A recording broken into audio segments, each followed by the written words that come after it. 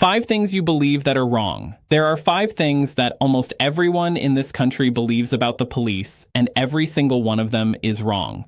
Not sort of wrong, not it's complicated wrong, flatly, legally wrong. And here's the uncomfortable part. Believing them is exactly how ordinary, honest people hand over rights they didn't even know they had on the pavement in the space of a few seconds without anyone forcing them to. The police are not lying to you when they let you believe these things. They simply don't correct you because it makes their job easier when you assume you have to.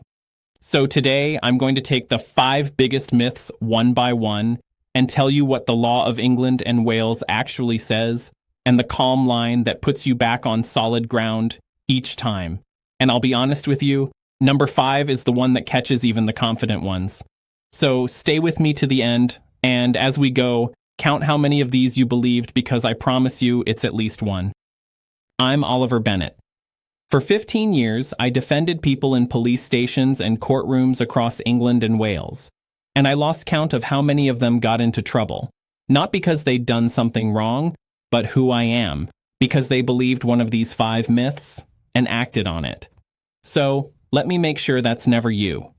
And before you tell yourself this doesn't apply to you, that you'll never be stopped, that you've done nothing wrong so it doesn't matter, let me stop you there.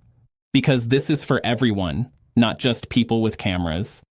That's exactly the thinking that gets honest people caught. You don't have to be a criminal to be stopped, questioned, or searched in this country.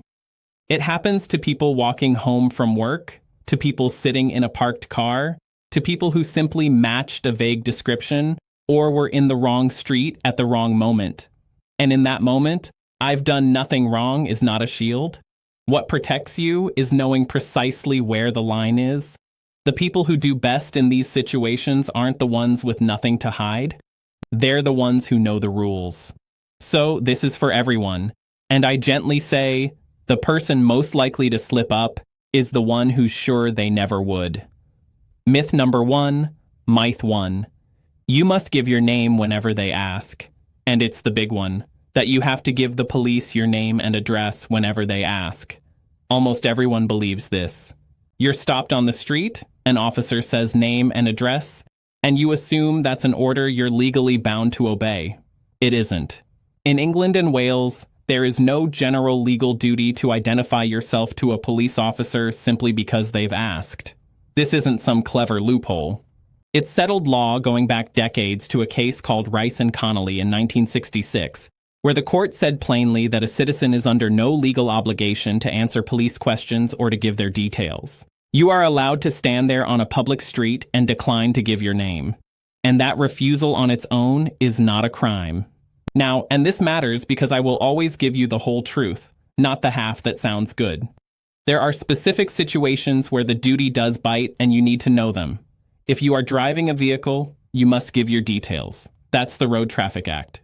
If you're being reported for an offense, or you're stopped under a Section 60 order, or you're being dealt with for antisocial behavior, then refusing your name can itself be an offense. But those are defined specific powers, not the everyday what's your name on the street. So the honest position is this. The police can always ask. Whether you're obliged to answer depends entirely on the power they're using, which gives you the only line you ever need here. Calm, polite, not aggressive. Am I obliged to say this? Under what power? Give you my details and under what power? Make them tell you the power? If there's a real one, you comply? If there isn't, you've just quietly kept a right most people give away without a thought. Let me make that real because it sounds abstract until you picture it. Imagine you're walking home one evening minding your own business and an officer stops you and says, "There's been some trouble in the area," and asks for your name and address. Most people being decent and wanting to help just give it. And now their details are written down attached to an incident they had nothing to do with sitting in a system. They weren't obliged to give it. There was no power compelling them, but they assumed there was. I'm not telling you to be difficult or unhelpful. Plenty of times you might choose to give your name, and that's fine. It's your choice. The point is that it's a choice, not an obligation, and you should know which one it is before you speak. Because I chose to help and I thought I had no choice, are 2 very different things, and only one of them Is you actually in control? Myth 2. No comment makes you look guilty number.